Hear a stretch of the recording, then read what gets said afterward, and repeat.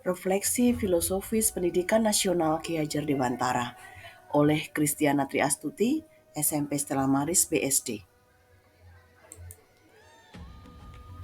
Capaian umum dari modul ini adalah: yang pertama, CGP mampu memahami pemikiran filosofis Ki Hajar Dewantara dan melakukan refleksi kritis atas korelasi pemikiran-pemikirannya. Yang kedua, CGP mampu memberikan strategi sebagai pemimpin pembelajaran yang mengupayakan terwujudnya sekolah sebagai pusat pengembangan karakter dan budaya positif. Yang ketiga, CGP mampu mengembangkan komunikasi visi sekolah dan berpihak kepada murid. Capaian khusus dari modul ini tujuannya adalah berpikir reflektif dan kritis terhadap pemikiran filosofis Ki Hajar Dewantara. CGP mampu mendemonstrasikan pemahamannya terhadap pemikiran Ki Hajar Dewantara secara konteks pendidikan Indonesia di abad 21, dan CGP mampu membuat perubahan konkret terhadap penerapan pemikiran filosofis Ki Hajar Dewantara di sekolah. Alur dalam pembelajaran merdeka saat ini adalah kata merdeka. Merdeka dalam arti M mulai dari diri sendiri, E itu ada elaborasi konsep, E adalah eksplorasi konsep, R adalah ruang kolaborasi, D adalah demonstrasi kontekstual, E ada elaborasi, K ada koneksi antar ruang, dan N aksi nyata. Adapun asas pemikiran Ki Hajar Dewantara dalam pendidikan ini adalah: pendidikan dan pengajaran merupakan usaha persiapan dan persediaan untuk kepentingan hidup manusia baik dalam masyarakat. Pendidikan adalah tempat persemaian benih-benih kebudayaan dalam masyarakat. Ki Hajar Dewantara memiliki keyakinan bahwa untuk mencapai manusia Indonesia yang beradab, maka pendidikan adalah salah satu kunci utama untuk mencapainya. Pendidikan menjadi ruang berlatih dan bertumbuhnya nilai-nilai kemanusiaan yang dapat terus diwariskan.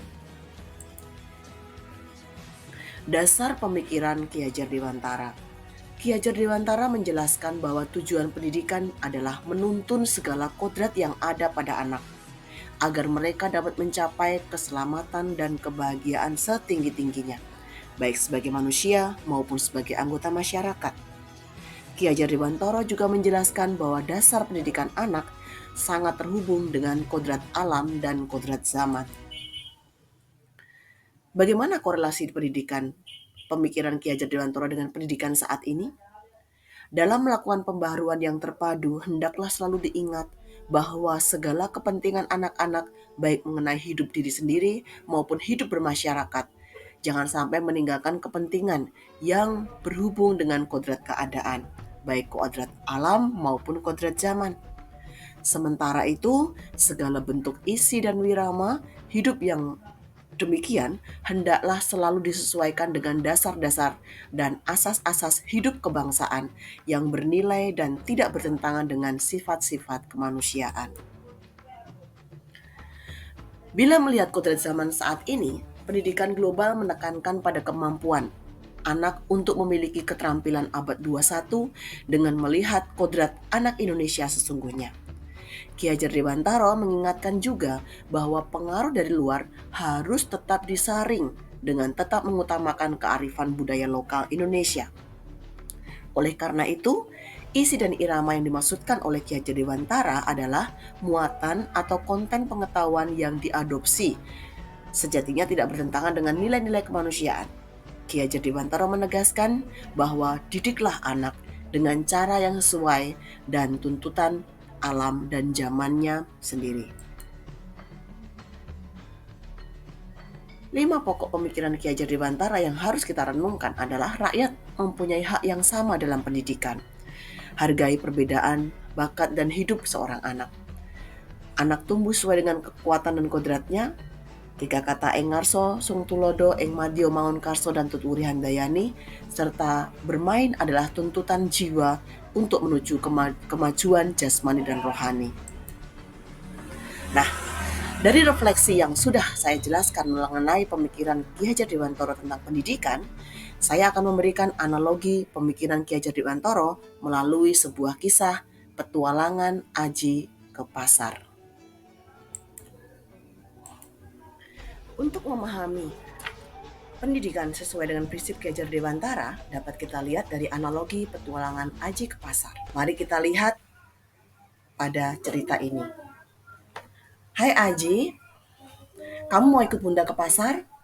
Iya, Bunda. Oke, kalau begitu siapkan diri kamu untuk kita pergi ke pasar. Nanti kita belajar di sana, ya.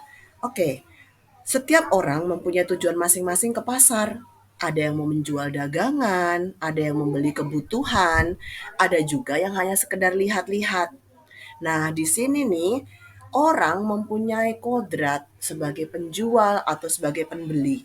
Atau mereka memang mempunyai pemikiran untuk aku melihat-lihat kondisi pasar ini untuk menjadikan peluang buat saya nanti mengadakan usaha. Nah, kita bisa lihat di sini adalah sesuatu hal yang sesuai dengan prinsip Ki Hajar Dewantara, yaitu bahwa setiap orang akan dituntun untuk mencapai kodratnya demi mencapai keselamatan dan kebahagiaan.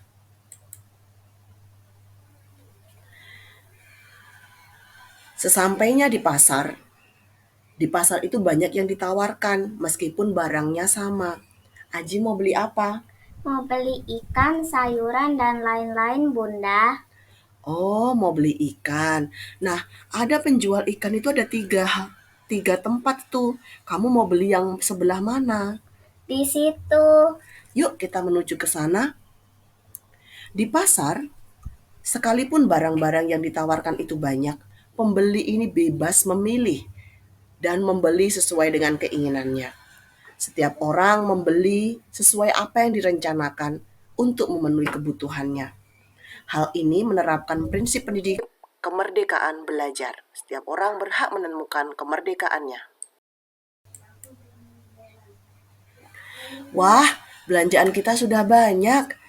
Saatnya kita merapikan ke dalam kulkas dan kita akan memilih apa yang akan kita masak hari ini. Apakah kamu senang hari ini, Aji? Iya, Bunda. Nah, dari analogi tadi, kita belajar bahwa pemikiran KHD yang melatar belakang pendidikan itu adalah yang pertama, pendidikan yang menuntun. Menuntun berarti mengarahkan, membimbing, memberi pemahaman, mengayomi agar siswa bisa memilih hal yang baik dalam belajar. Yang kedua, pendidikan yang berhamba pada siswa. Pendidikan yang berhamba pada siswa ini lebih ke arah student center. Yang ketiga, pendidikan sebagai tabula rasa, bahwa siswa itu bukanlah sebuah kertas kosong, namun dia adalah orang yang punya kehendak dan juga kemauan. Yang keempat adalah asas trikon, yaitu kontinuitas, konvergensi, dan konsentris. Yang kelima adalah pendidikan yang merdeka, yang berarti memberikan ruang seluas-luasnya kepada siswa untuk mengeksplor bakat dan minat mereka. Yang keenam, menggunakan sistem tiga semboyan, yaitu Engarso Suntulodo, Engmadyo Mangunkarso, dan Tutwuri Handayani. Dan yang terakhir adalah menggunakan sistem Among, yaitu Asah, Asih, dan Asuh. Sekian analogi pendidikan yang disesuaikan dengan pemikiran Ki Hajar Dewantara menurut saya. Saya Kristiana Triastuti dari SMP Stella Maris mengucapkan terima kasih untuk kesempatan belajar ini.